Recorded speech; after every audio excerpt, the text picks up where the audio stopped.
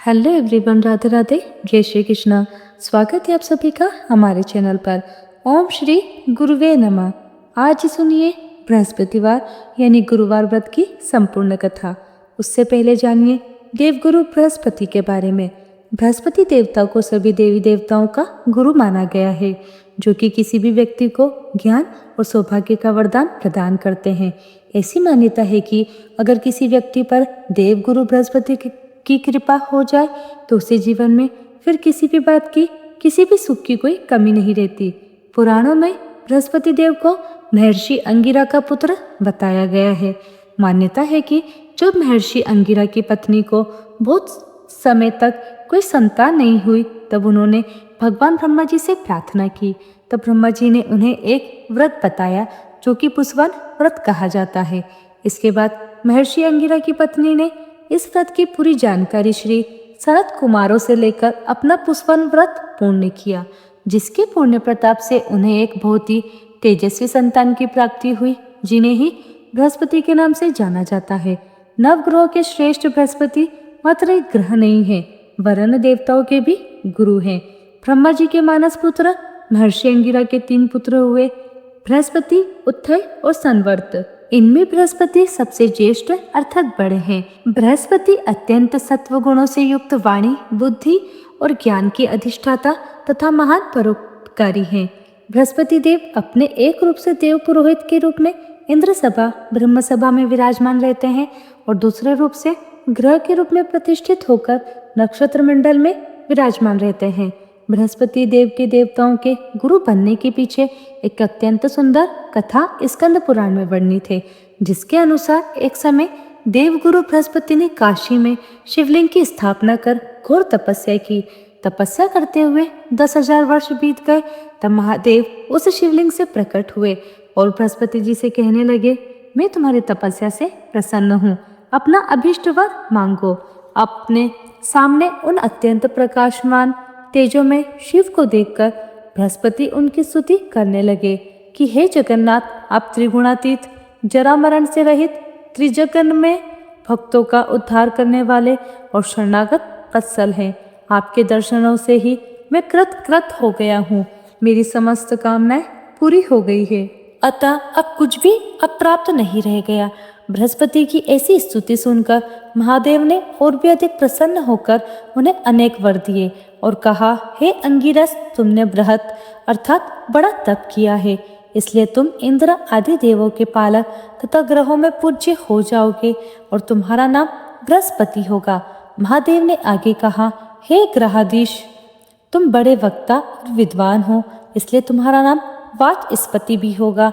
जो प्राणी तुम्हारे द्वारा स्थापित इस बृहस्पतिश्वर लिंग की आराधना करेगा और तुम्हारे द्वारा की गई स्तुति का पाठ करेगा, उसे मनोवांछित फल प्राप्त होगा तथा ग्रह जनित कोई अन्य बाधा उसे पीड़ित नहीं करेगी। इतना कहकर महादेव ने सभी देवताओं को बुलाकर बृहस्पति जी को देवाचार्य तथा देवगुरु के पद पर प्रतिष्ठित कर दिया। बृहस्पतिवार व्रत की पौराणिक कथा के अनुसार प्राचीन समय की बात है। भारतवर्ष में एक राजा राज्य करता था। वह बड़ा प्रतापी और दानी था। वह नित्य प्रति मंदिर में भगवान के दर्शन करने जाता था। वह ब्राह्मण और गुरु की सेवा किया करता था। उसके द्वार से कोई भी याचक कभी निराश होकर नहीं लौटता था। वह प्रत्येक गुरुवार को व्रत रखता और पूजन किया करता था। हर दिन गरीबों की सहायता करता था, परंतु यह सब बातें उसकी रानी को अच्छी नहीं लगती थी। वह ना तो व्रत करती, ना ही किसी को एक भी पैसा दान में देती थी, और राजा भी ऐसा करते थे तो उन्हें मना किया करती थी। एक समय की बात है, राजा शिकार खेलने वन को चले गए। घर पर रानी और दासी थी। उसी समय गुरु बृहस्पति साधु का रूप धारण करके राजा के दरवाजे पर भिक्षा मांगने को आ पहुंचे। साधु ने रानी से भिक्षा मांगी तो वह कहने लगी, हे साधु महाराज, मैं इस दान और पुण्य से तो बहुत घबरा गई हूँ। इस कार्य के लिए तो मेरे पतिदेव ही बहुत है। अब आप ऐसी कृपा करें कि हमारा सारा धन नष्ट हो जाए और मैं आराम से रह सकूं। साधु रूपी बृहस्पति देव ने कहा, हे देवी, तुम बड़े विचित्र हो। संतान और धन से कोई दुखी नहीं होता, इसको तो सभी चाहते हैं। पापी भी पुत्र और धन की इच्छा करता है। अगर तुम्हारे पास धन अधिक है तो भूखे मनुष्यों को भोजन कराओ, प्यालोक व ब्राह्मणों को दान दो धर्मशालाएं बनवाओ, कुआं, तालाब, बावड़ी, बाग बगीचे आदि का निर्माण कराओ तथा निर्धनों की कुंवारी कन्याओं का विवाह कराओ और यज्ञ आदि करो। इस प्रकार के कर्मों से आपके कुल का और आपका नाम परलोक में सार्थक होगा और स्वर्ग की प्राप्ति होगी। किंतु रानी साधु की इन बातों से खुश नहीं हुई। उसने कहा, हे साधु महाराज, मुझे ऐसे धन की बिल्कुल आवश्यकता नहीं जिसको मैं अन्य लोगों को दान दूं या जिसको रखने और संभालने में ही मेरा सारा समय नष्ट हो जाए।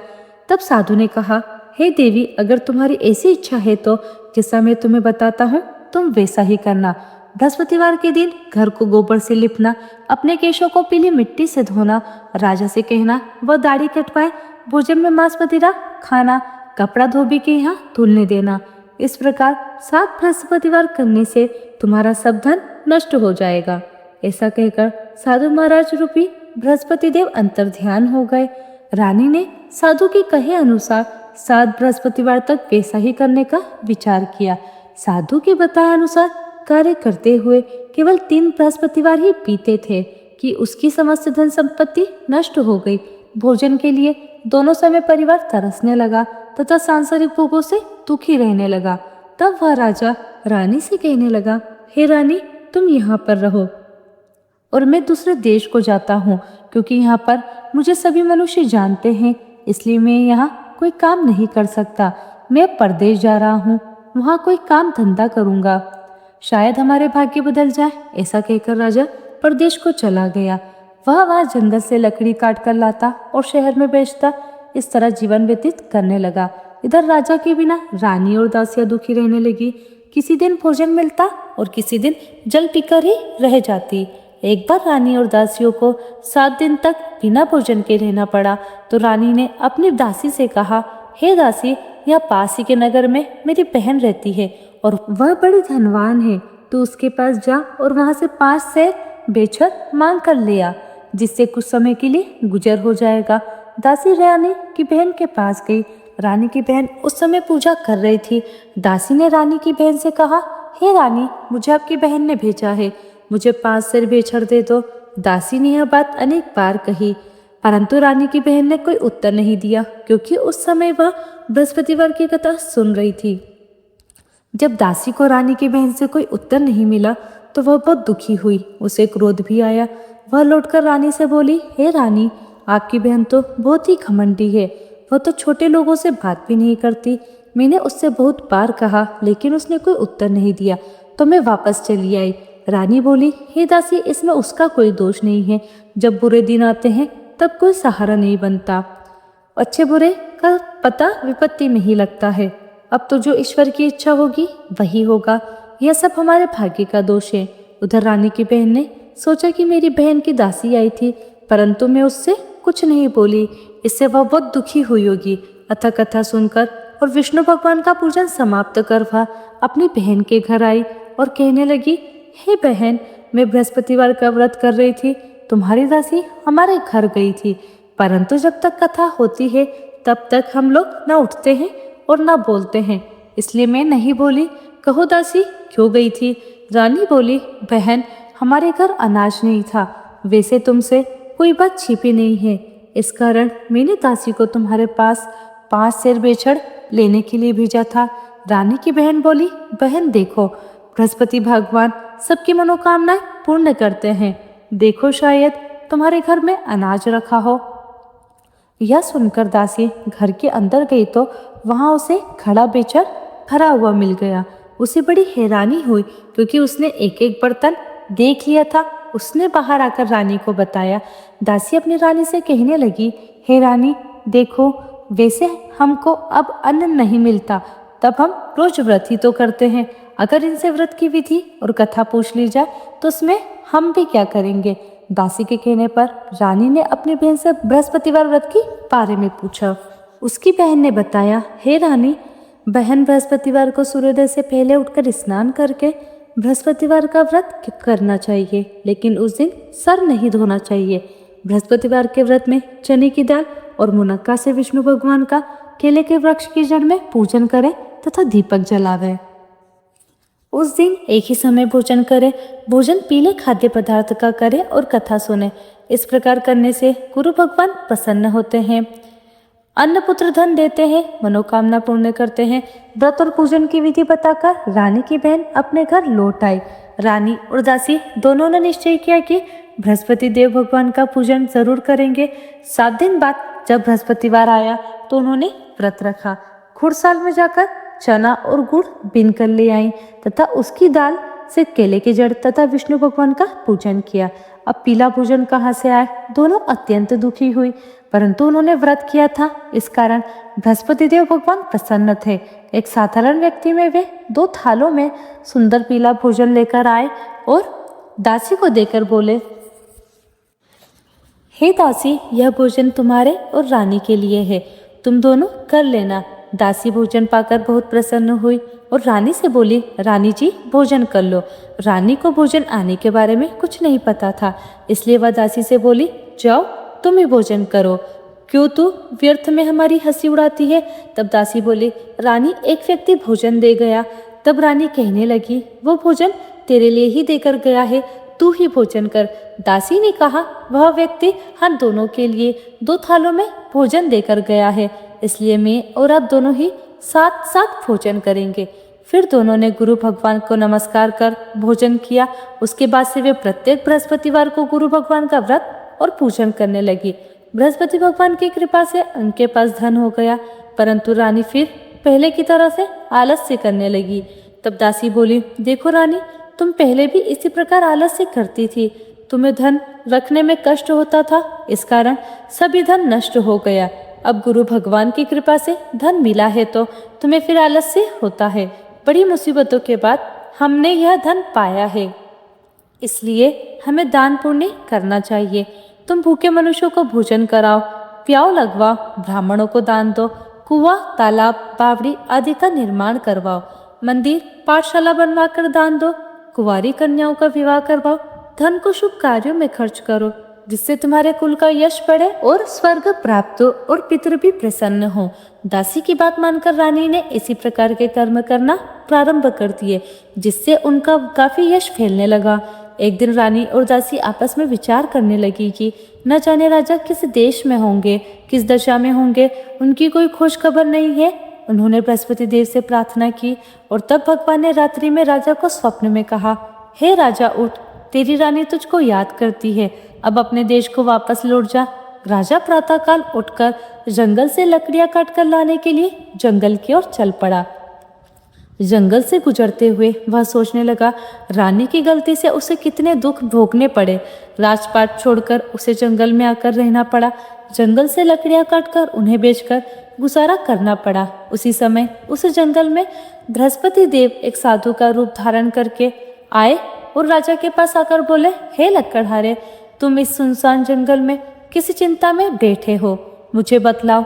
यह सुनकर राजा की आंखों में आंसू भर आए और साधु की वंदना करके वह बोला, हे प्रभु, आप सब कुछ जानने वाले हैं। ऐसा कहकर राजा ने साधु को अपनी संपूर्ण कथा सुना दी। महात्मा दयालु होते हैं। वे राजा से बोले, हे राजा, तुम्हारी पत्नी ने बृहस्पति देव के प्रति अपराध किया था, जिसके कारण तुम्हारी यह दशा हुई। अब तुम किसी प्रकार की चिंता मत करो, भगवान तुम्हें पहले से अधिक धन देंगे।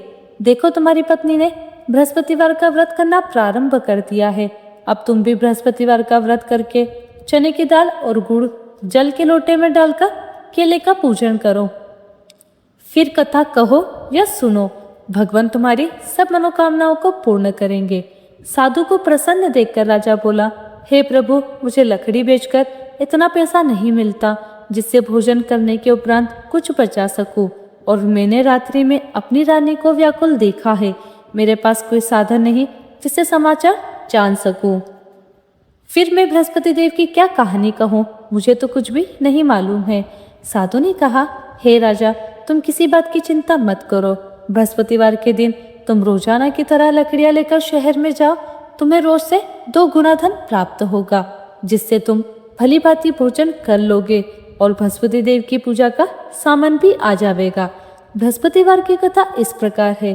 प्राचीन काल में एक बहुत ही निर्धन ब्राह्मण था। उसकी कोई संतान नहीं थी।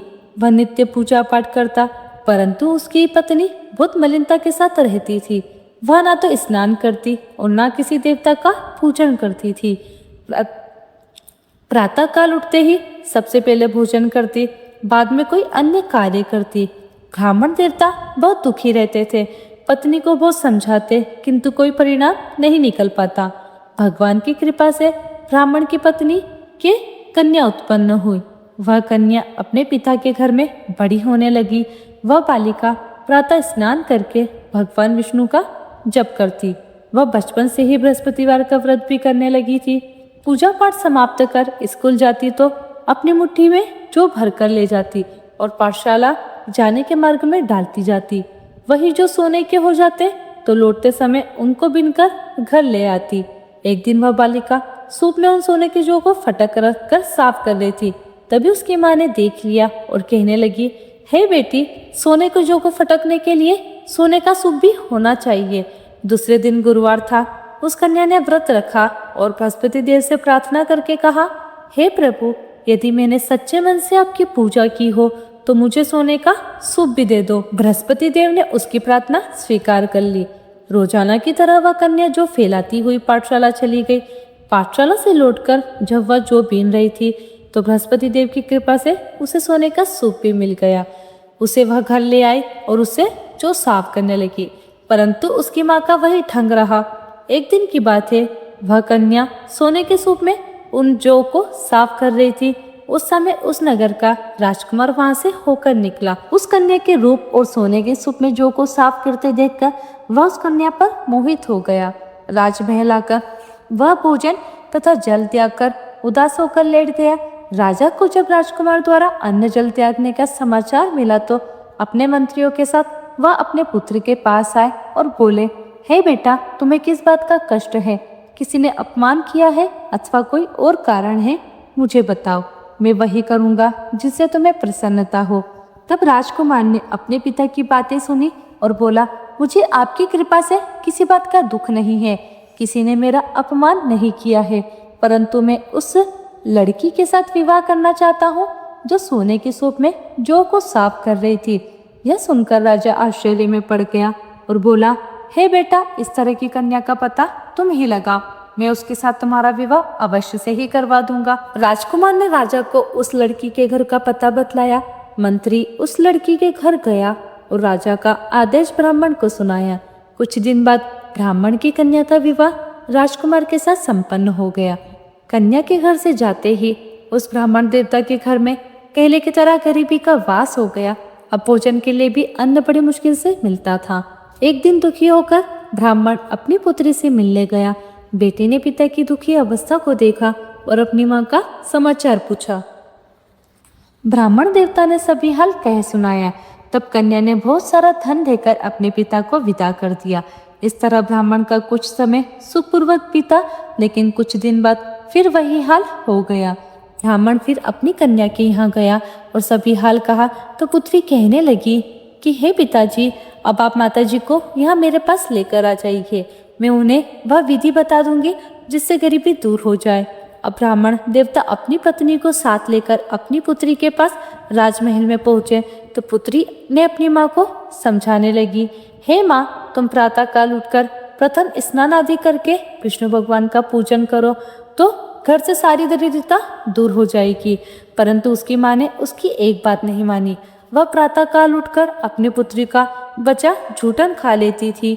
एक दिन उसकी पुत्री को बहुत गुस्सा आया। उसने एक रात कोठरी से सारा सामान निकाल दिया और उसमें अपनी माँ को बंद कर दिया। प्रातः उसमें से निकाला और स्नान आदि करा के पूजा पाठ करवाया तो उसकी माँ की बुद्धि ठीक हो गई। इसके बाद वह नियम से पूजा पाठ करती और प्रत्येक बृहस्पतिवार को व्रत करने लगी। इस व्रत के पुण्य प्रभाव से उसकी माँ भी बहुत धनवान हो गई और बृहस्पति देवता के प्रभाव से स्वर्ग को गई। वह ब्राह्मण भी सुखपूर्वक इस लोक का सुख भोग कर स्वर्ग को प्राप्त हुए। इस तरह कहानी कहकर साधु महाराज वहां से लोप हो गए। धीरे धीरे समय बीतने पर फिर बृहस्पतिवार का दिन आया। राजा जंगल से लकड़ी काटकर किसी शहर में बेचने गए। उसे उस दिन और दिनों से अधिक धन मिला। राजा ने चना, गुड़ आदि लाकर बृहस्पतिवार का व्रत किया। उस दिन से उसके सभी क्लेश दूर हो गए। परंतु जब अगला गुरुवार का दिन आया तो वह बृहस्पतिवार का व्रत करना भूल गया। इस कारण बृहस्पति भगवान नाराज हो गए। उस दिन उस नगर के राजा ने विशाल यज्ञ का आयोजन किया तथा अपने समस्त राज्य में घोषणा करवा दी कि कोई भी मनुष्य अपने घर पर भोजन ना बनाए और ना आग भी जलाए। समस्त जनता मेरे यहाँ भोजन करने आए। इस आज्ञा को जो ना मानेगा उसको फांसी की सजा दी जाएगी। राजा की आज्ञा अनुसार राज्य के सभी निवासी राजा के भोज में सम्मिलित हुए, लेकिन लकड़हारा कुछ देर से पहुंचा, इसलिए राजा उसको अपने साथ महल में ले गए। जब राजा लकड़हारे को भोजन करा रहे थे तो रानी की दृष्टि उस कुटी पर पड़ी जिस पर उसका हार लटका हुआ था। उसे हार कुटी पर लटका दिखाई नहीं दिया। रानी को निश्चय हो गया कि मेरा हार उस लकड़हारे ने चुरा लिया है। उसी समय सैनिक बुलवाकर उसको कैदखाने में डलवा दिया। जब लकड़हारा कारागार में पड़ गया तो बहुत दुखी होकर विचार करने लगा कि न जाने कौन से पूर्व जन्म के कर्म से मुझे यह दुख प्राप्त हुआ है, और उसी साधु को याद करने लगा जिस जंगल में मिला था। तत्काल बृहस्पति देव साधु के रूप में प्रकट हो गए और उसकी दशा को देखकर कहने लगे, अरे मूर्ख, तूने बृहस्पति देवता की कथा नहीं की, इस कारण तुझे यह दुख प्राप्त हुआ है। अब चिंता मत कर, बृहस्पतिवार के दिन कारागार के दरवाजे पर 4 पैसे पड़े मिलेंगे, उनसे तू बृहस्पति देव की पूजा करना तो तेरे सभी कष्ट दूर हो जाएंगे। अगले बृहस्पतिवार उसे कारागार के द्वार पर 4 पैसे पड़े मिले। राजा ने पूजा का सामान मंगवाकर कथा कही और प्रसाद बांटा। उसी रात्रि को बृहस्पति देव ने उस नगर के राजा को स्वप्न में कहा, हे राजा, तूने जिस आदमी को कारागार में बंद करा दिया है वह सर्वथा निर्दोष है और वह राजा है, उसे छोड़ देना। रानी का हार उसी खुटी पर लटका हुआ है। अगर तू ऐसा नहीं करेगा तो मैं तेरे राज्य को नष्ट कर दूंगा।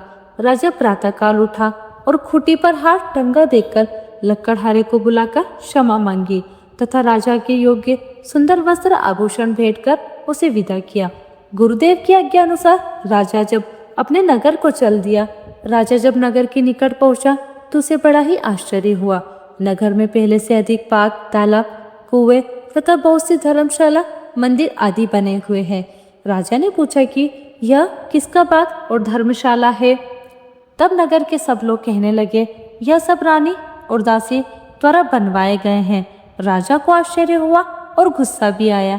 जब रानी ने खबर सुनी कि राजा आ रहे हैं तो उसने अपनी दासी से कहा, हे दासी, देखो राजा हमको कितनी बुरी हालत में छोड़ गए थे। वह हमारी ऐसी हालत देखकर लौट न जाए, इसलिए तो दरवाजे पर खड़ी हो जा। रानी की आज्ञा अनुसार दासी दरवाजे पर खड़ी हो गई। जब राजा आए तो उन्हें अपने साथ महल में लिवा गई। तब राजा ने क्रोध करके अपनी तलवार निकाली और पूछने लगा, बताओ यह धन तुम्हें कैसे प्राप्त हुआ? तब रानी ने बताया, हमें यह सब धन बृहस्पति देव के व्रत के प्रभाव से प्राप्त हुआ है।